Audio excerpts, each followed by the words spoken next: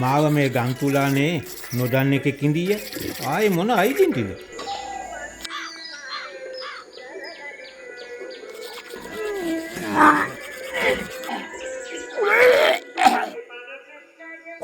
Photo ගහන්න ඕනේද මාව ජින්තුපාල කියලා ඔප්පු කරන්න?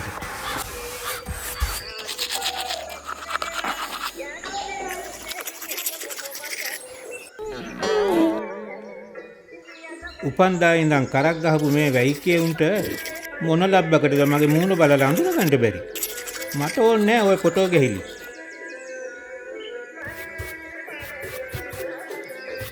ඕනෙම නම් මේ කන්නඩි කෑල්ල යන්න ගෙහුම් මේ මෙහෙම මූණට අල්ලලා පෙන්නනවා. බලාගනින්න කියලා. ඒ මන්ද